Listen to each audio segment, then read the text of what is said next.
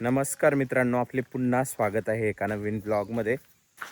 आणि आज आहे ना, काय ऊन पडलेलं आहे भरपूर. 2 दिवसानंतर ऊन पडलेलं आहे आज. आणि मग केशवनी त्यांनी इथं मिरच्या लावलेल्या आहेत, तुम्हाला दाखवतो मी. असे रस्ता होता आमचा हा जुना, आणि या साईडला त्यांनी मिरच्या लावलेल्या आता. मागच्या वर्षी पण दाखवल्या होत्या मी. भरपूर मिरच्या लागल्या होत्या त्यांना. आणि इधर केला काय रे? इधर कुछ नहीं, और लगाने का है. मिरचीच लगाने काय? हाँ ना, उधर है. अजून मिरच्या लावायच्या आहेत त्यांना. मी दाखवाल तुम्हाला, या जशा मोठमोठ्या होत राहील ना तसं मी दाखवत राहील या मिरच्या तुम्हाला.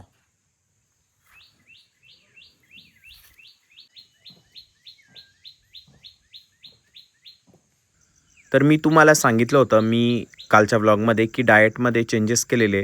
तर ते असे आहे की तेलाचे पदार्थ काहीच खायचे नाही, तेल आणि तुपापासून बनवलेले. सध्या मी खिचडी खातो आहे, जी फक्त तांदूळ आणि मूग टाकून बनवलेली आहे. याच्यामध्ये तेलाचा किंवा मसाल्याचा काहीच वापर केलेला नाही आहे. तर असं साधारणतः मला 4 दिवस खायचं आहे. आणि हे का खायचं आहे? कारण मी ना पुढील 10 दिवसानंतर वमन करण्यासाठी जाणार आहे, जे की पंचकर्माचा एक प्रकार आहे. तर त्याच्या आधी ना तूप प्यावं लागतं, आणि तुपाच्या आधी पण हे असं बिना तेल आणि तुपाचे पदार्थ खावं लागतं. फक्त ताक, बाजरीची भाकर, भात, वरण असेच पदार्थ खाता येतात. आणि याला म्हणतात रुक्षण. मी उद्या अजून जास्त डिटेलमध्ये सांगेल. तर मी आलेलो आहे आता शेतामध्ये आमच्या. आणि ही जी मोसंबी दिसती आहे याच्यावर आहे मँगो नावाचा रोग, बुरशी असती ती. आणि ती साधारणतः मोसंबी ओली झाल्यानंतर अशी हाताने निघती, आणि साधारणतः अशी असती. काही होत नाही बरं, काही नाही जास्त, फक्त दिसायलाच खराब दिसती मोसंबी. आता इथे आहे ना, माझा भाऊ ना तणनाशक मारतोय, कारण आता पाऊस भरपूर जास्त सारखा चालतोय. त्याच्यामुळे हे तण भरपूर वाढू शकतं. आणि काँग्रेस पण भरपूर याच्यामध्ये, ज्याला गाजर गवत पण म्हणतात, तर ते भरपूर आहे. तर ते भरपूर बी पडल्यानंतर भरपूर वाढू शकतो, म्हणून ते मारून द्यायचं आहे तणनाशक. आणि पाऊस भरपूर असल्यामुळे ना याच्यामध्ये आमच्या गाया पण सोडता नाही येते, कारण मच्छर वगैरे पण भरपूर आहे आणि लंपी होण्याचा धोका असू शकतो जनावरांना म्हणून. आणि मोसंब्या साधारणतः अशा झालेल्या एकदम चकाकी मोसंबीवर सध्या बघू शकता तुम्ही. आणि एकदम भारी दिसत आहे मोसंब्या. साधारणतः आम्हाला आता व्यापारीचे फोन यायला लागलेले मोसंब्यासाठी की द्यायचं आहे का काय, पण आम्ही सध्या तरी देणार नाही, मोसंब्या विकणार नाही आहे. आणि साधारणतः हे औषध मारतो आहे तणनाशक म्हणून, जे पहिलं आहे पॉप्युलर आहे. मला काही जास्त इतकं माहीत नाही, टू बी फ्रँक. माझा भाऊच बघतो हे सर्व. आणि हे 2 प्रकारचे औषध आहे जे तणनाशक म्हणून वापरतो आहे. आणि काय झालं होतं ना, ट्रॅक्टरवर आहे ना माझ्या भावाने टाकी ठेवून आणली होती. ती आम्ही तिघांनी इथं उतरवून घेतली. इतकं पाणी साधारणतः तिच्यामध्ये. आणि तो आता औषध मारून घेणार आहे. आणि केशव म्हणे मला ट्रॅक्टर चालून बघायचं आहे, म्हणून मी त्याला ट्रॅक्टर चालू करून दिलं होतं. आणि त्याला गिअर वगैरे कसा टाकायचं हे शिकवलं. त्याच्यामुळे तो घरापर्यंत घेऊन जातो आहे आणि एकदम सेफ होतो, म्हणून मी दिलं. अदरवाईज मी टाळतो अशा गोष्टी की मुलांच्या हातात ट्रॅक्टर वगैरे देणं. क्या ट्रैक्टर चला के गुजरात में चलाया था. कुछ भी बोलता साला.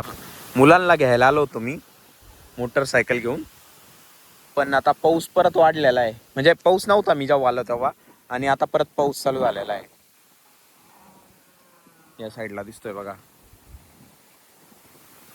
आणि झाडाखाली थांबलेलो आहे. या पावसाचा जोर आणखीन वाढलाय.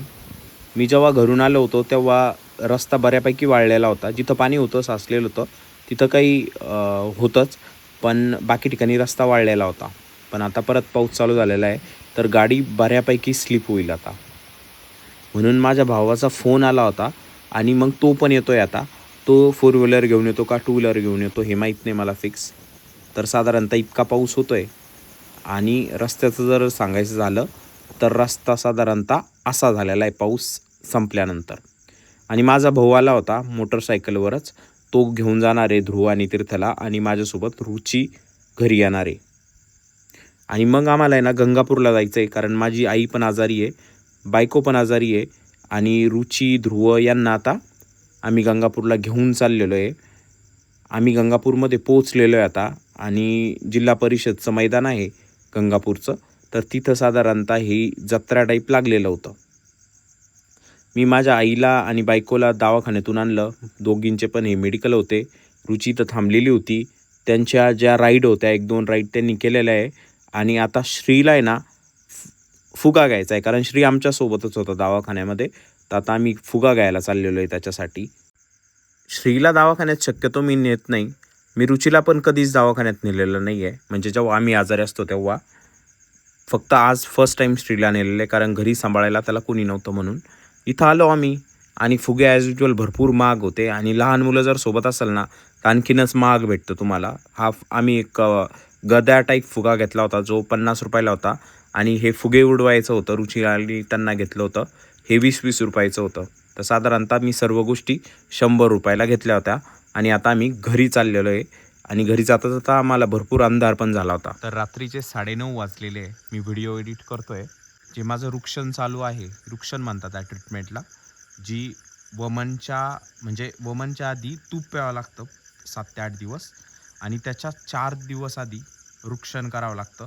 म्हणजे त्याच्यामध्ये शरीरामध्ये तेलाचा किंवा तुपाचा पदार्थ गेलाच नाही पाहिजे. ती ट्रीटमेंट चालू आहे. संध्याकाळी मी ताक आणि भाकर खाल्ली होती बाजरीची. तर असं होतं. तर हा होता आजचा व्लॉग. हा व्लॉग तुम्हाला कसा वाटला हे मला कमेंट्स करून नक्की सांगा. जर आवडला असेल तर व्हिडिओला लाईक करा, चॅनलला सबस्क्राईब करा. Thanks for watching. Bye bye.